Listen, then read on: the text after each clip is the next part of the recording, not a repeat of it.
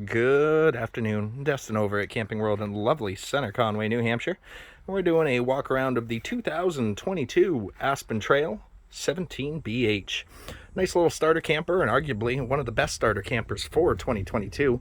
We'll start off on the front here as always and work our way around. So right at the front, you're going to have a 20-pound LP tank. You can upgrade to a 30 if you so choose. You need to cook a little bit more. Right behind that's going to be your battery box, or where your battery box would be mounted. There is space for two if you want an extra battery. And right behind that is going to be a connector for a solar panel. If you want to add a little trickle charge to the battery, you can plug it in right there and keep your battery going. On the door side of the camper here, you're going to have a nice little storage nook underneath the bed. Good for a couple camp chairs, maybe a grill in here, something like that. Power cord does come with the coach, of course. And your baggage door is magnetic, so you're not going to break your clip off. Nice little awning on the camper. It is a power awning, so it will roll and unroll as you needed. There is a manual override if it ever boils down to it. Hopefully it will not. There is 110 volt power on the outside here. You can plug something into the picnic table. And your water heater access is going to be on the door side on this one. Onto the back part of the coach, you do have your traditional steel bumper here.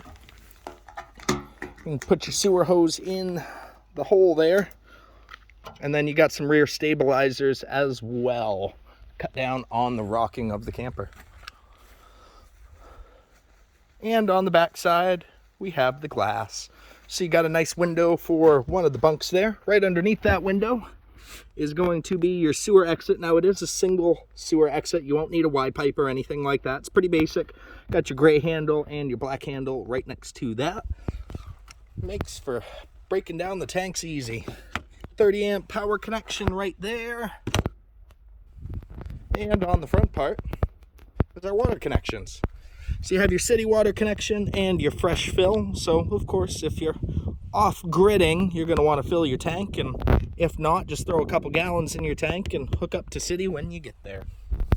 And that's about it for the outside of the camper. It is an aluminum exterior, which makes it a little bit easier for maintenance and longevity, I like to say. Kind of adding to the whole starter camper theme. I mean, you don't need a Taj Mahal to start with, but something that'll keep you dry and works. Now we are inside the camper here. Let's start off at the front. So you got a true queen size bed. Underneath that queen size bed, you're going to have a little storage nook under there for some deep storage, linen, something like that. You do have a hidey hole above the bed as well for some knickknacks or maybe your clothes or something. Side-mounted air conditioner. I don't know the BTUs off the top of my head, but it's more than enough to keep the box cold.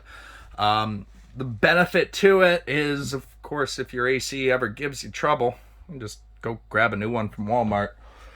Lights are all push-button on here. You do have a TV hookup spot. You can just mount it right on the wall. There's your plug-ins for it. You got a TV.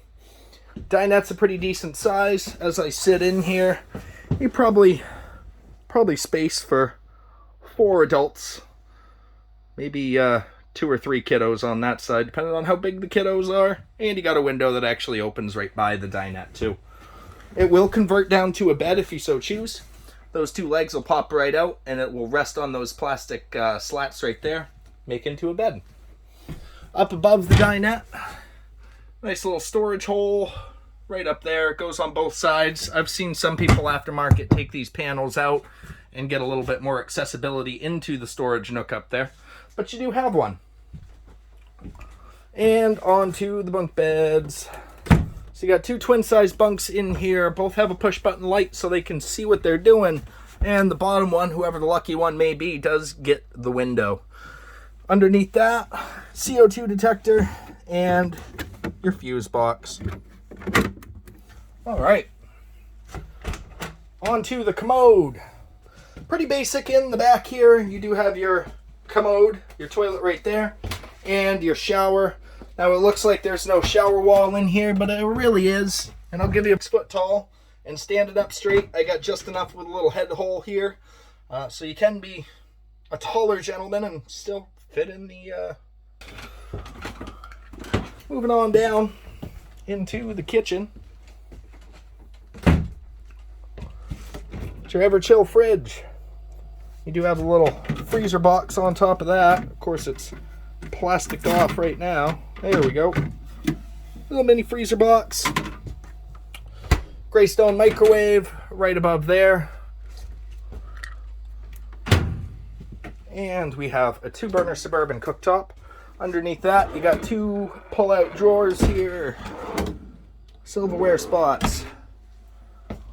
Up above, a little bit more storage.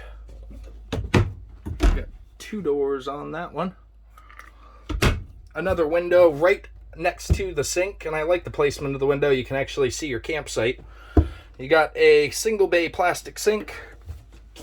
A little spot underneath there for, I don't know, spices, sponges, something of the sort. And here's our heat source for the camper. You got a 5,000 BTU electric fireplace, which, again, on a small box like this, it's more than enough to heat you out of house and home. Being an electric-based heat service, you will need a hookup or a generator to run that, which may slow down off-grid applications in the late season, which is one of the few drawbacks I would say about this entry-level piece, but it's really dependent on what kind of camping you're really doing. And just as a starter into the world, I think it's a really good option. I think that's about everything to go over here. If I did end up missing anything, don't hesitate to reach out and let me know. Again, Destin over at Camping World, and I'm at 603-452-7291. Hope the video helped. I hope you enjoy the rest of your day.